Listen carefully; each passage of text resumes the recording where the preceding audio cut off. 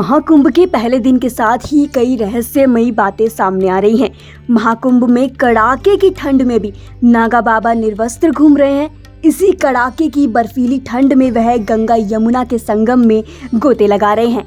नागा साधु minus temperature को भी आसानी से बिना माथे पर शिकनाएं झेल लेते हैं, जबकि मेडिकल साइंस कहता है कि -20 डिग्री सेल्सियस तापमान में कोई भी इंसान 2.5 घंटे तक मात्र जिंदा रह सकता है, और अगर वह 2 परत कपड़े पहन ले तो इस टेम्परेचर में सिर्फ और सिर्फ 15 घंटे तक ही जीवित रह सकता है। पर नागा साधुओं ने मेडिकल साइंस को भी गलत साबित कर दिया है। लेकिन नागाओं को ठंड नहीं लगने के पीछे का कारण क्या है? इसके पीछे एक बड़ा राज है, जिसका खुलासा आज हम इस वीडियो में करेंगे। कहते हैं कि नागा साधु अपनी साधना की ताकत से ठंड और गर्म पर जीत हासिल कर लेते हैं। वे 3 प्रकार की कठिन साधना करते हैं जो उन्हें हर मौसम में जिंदा रहने में मदद करती है। पहला, अग्नि साधना। इसमें नागा अग्नि तत्व को अपने शरीर में एकत्रित कर लेते हैं, जिससे उनका शरीर गर्म रहता है। दूसरा, नाड़ी शोधन।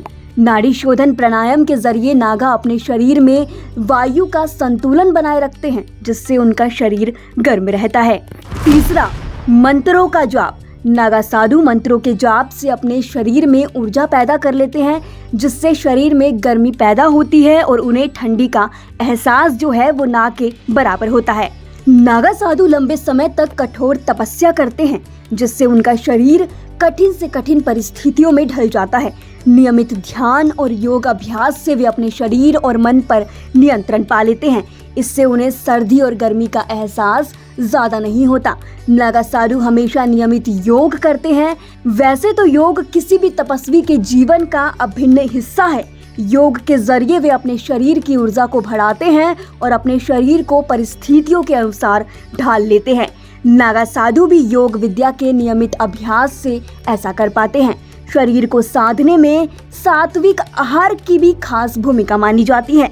इससे उनका शरीर स्वस्थ रहता है और रोग प्रतिरोधक क्षमता भी बढ़ती है।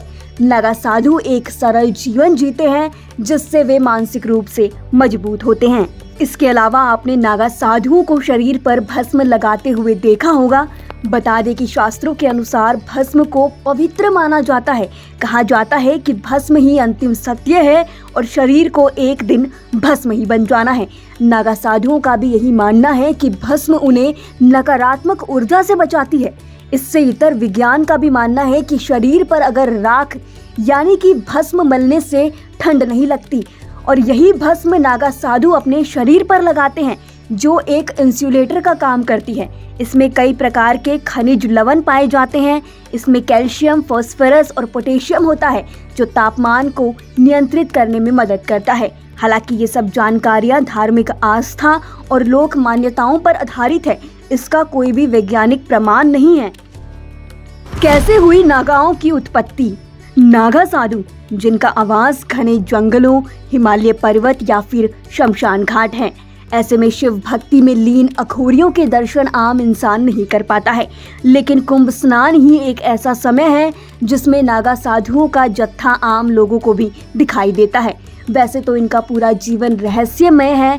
क्या खाते हैं, कैसे रहते हैं, किस तरह की साधना करते हैं, इनको तपस्या से मिली शक्तियाँ, इनकी उत्पत्ति के पीछे भी एक कहानी है जो बहुत ही कम लोग जानते हैं।